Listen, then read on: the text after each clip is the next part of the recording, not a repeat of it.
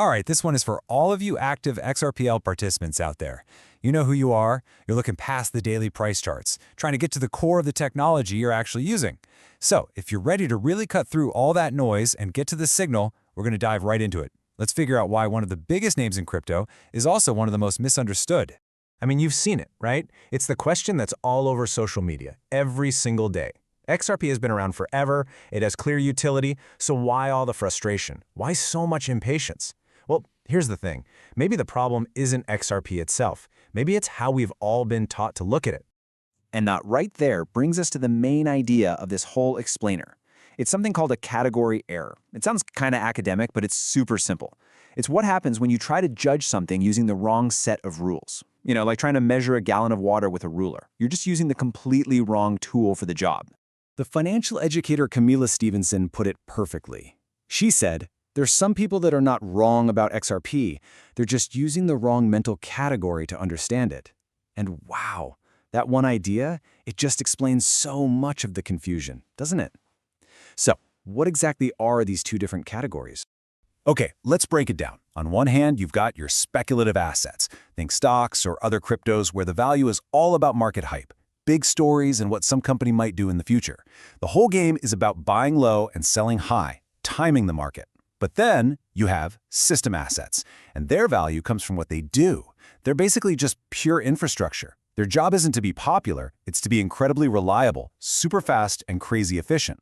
So you can see why trying to judge a system asset by speculative rules is just going to lead to a lot of frustration.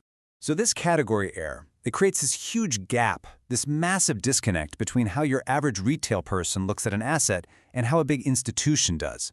It's like they're playing two totally different games with completely different rulebooks. For a lot of us in the retail space, these metrics are probably pretty familiar, right? We're looking at big price swings, what's trending on social media, the latest hype-filled narrative, and of course, the big one, when moon. It's a game that's really driven by emotion and what's happening right now. But now, look at the other side of the coin. This is what the institutions and the people actually building systems care about. They're asking totally different questions, like, how fast can this thing settle payments?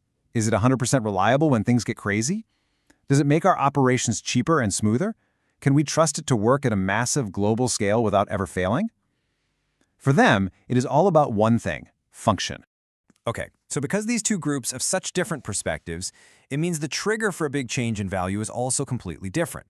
System assets don't reprice because of hype.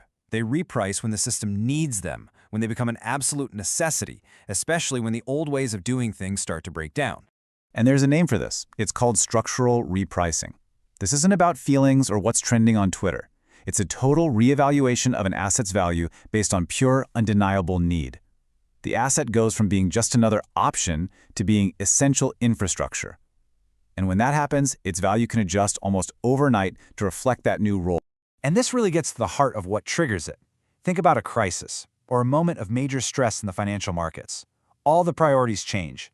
The question suddenly becomes, as this quote says, what works reliably, what removes uncertainty, and what gets the job done without risk of failure. Value gets reassessed immediately. In moments like that, hype means nothing. All that matters is what works. So if we accept this idea, if we start looking at XRP as a system asset, then that means we need a whole new game plan. That old model of just buying, holding, and hoping for the best, that's based on the category error we've been talking about.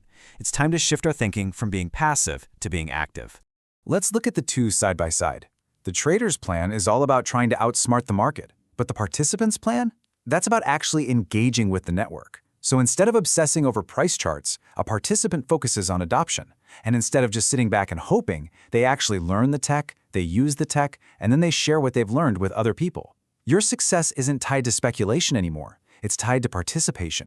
And you know, this whole shift in thinking, it's the entire foundation for communities like the XRP Tip Team. They're built on this idea that real sustainable value comes from actually using the technology and helping the network grow, one person at a time. It's a model that's all about accumulation through active participation, not passive speculation.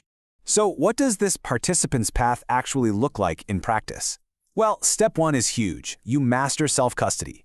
That means learning to really own and control your own assets using a great tool like the Xaman Wallet, instead of just trusting an exchange to hold them for you.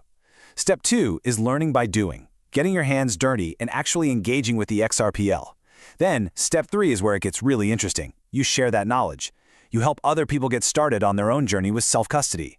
And this is where the magic happens.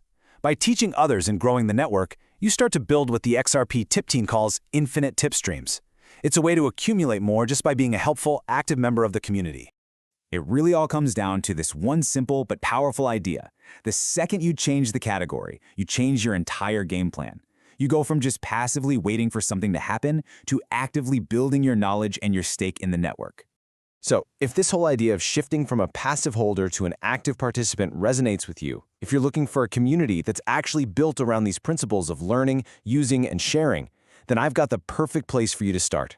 Check out the community over at xrptipteam.com.